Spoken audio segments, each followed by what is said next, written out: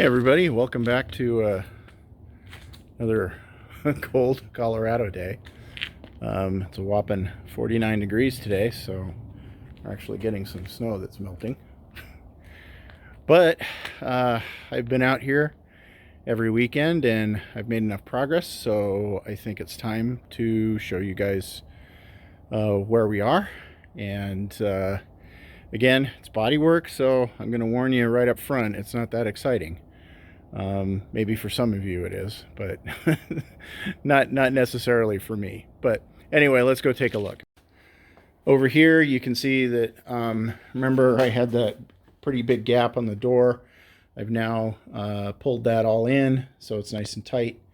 So that will go on to finishing. I have to square this part up a little bit.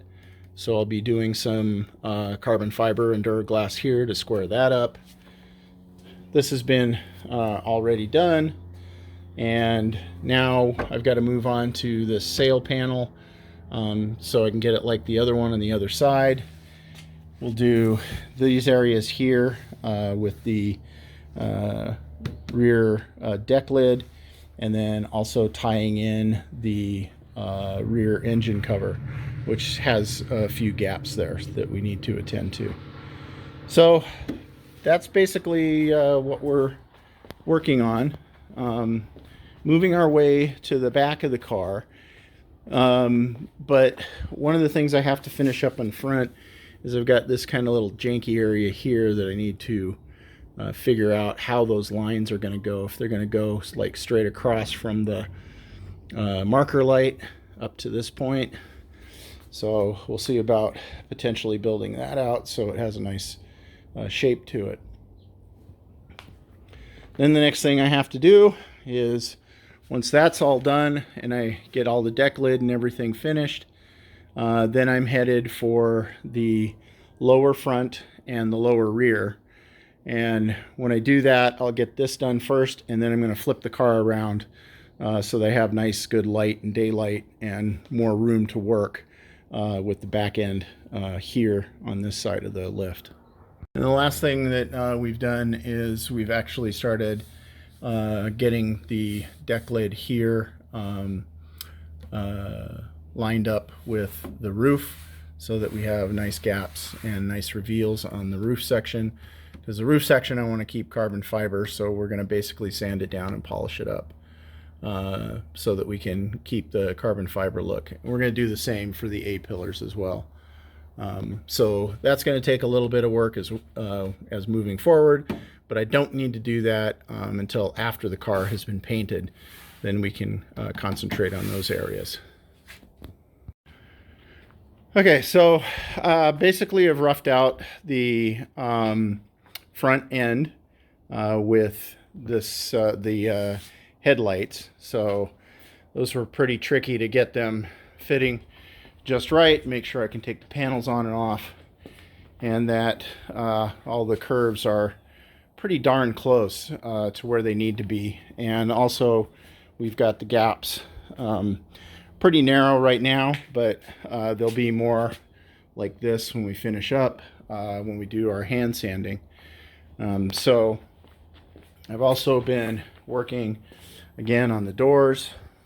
I had a bubble in the carbon fiber I had to take care of, so there's some carbon fiber inside of the Duraglass there to give it some strength. I've been working on this gap on this door, which I think I've got just about perfect. I had to redo this one right here because the panel just wasn't going on nicely. So what I mean by that is, if I show you this panel here, you can see that I can take it off and then I can put it back on, and it'll just sit where I have nice tight gaps, which is what I want. I don't want it to have to be kind of bolted and twisted in place in order to fit. So that's what I had to do here. So we had to change the shape a little bit to get it more like what the other side is. And I have a little tool that I can show you that I use to do that. which is here. It's a little kind of monkeyed up, but you basically can press it against any of the kind of shapes, and then you can transfer that to the other side. So that's kind of what I have been doing in order to try to get all of the sides the same. So yeah, that's a lot of monkey business, a lot of work to do that. I also started forming the rocker as well, getting that all straightened out so that we can do our final layer of filler on the car so that we can block it out and then go ahead and shoot it in some primer. Back here, we've got this area tightened up. I've just put down some more Duraglass to kind of feather it out a little bit more. I like to do it in multiple layers, not big chunks, because if I have multiple layers, it adheres nicely to the substrate. And then up here, you can see that we've gone around it and just trying to make it all nice and fit really tight in this corner. Sorry I can't show that to you right this second, but you can see that it's getting there. So next week we'll go over how that all worked. And as I showed you last time, I'm replacing this guy for going in here, and we're going to have actually a nice trim piece that's going to cover up all of this kind of janky stuff going on down here. Again, we'll sand and polish these just like we do the roof so that they'll match. That one is actually 3D printing currently, which we'll take you down and show you. And there we go. I'm still doing printing. So this is going to be the insert to that, if I can focus on it, this is going to be the insert to that scoop that I showed you. So it's going to take about 15 hours to print. We'll test that out, and then we'll print another one for the other side. So it's only 9%. But yeah, these do take a while, but luckily they run while you're sleeping. So that's it for this update. Again, it's not really awesome stuff to be doing sanding and body work, but I'm learning as I go. And again, thank you all of those of you who have commented on, you know, things I should try or things that I'm screwing up or things like that. So those comments are very, very valuable. I do take them seriously.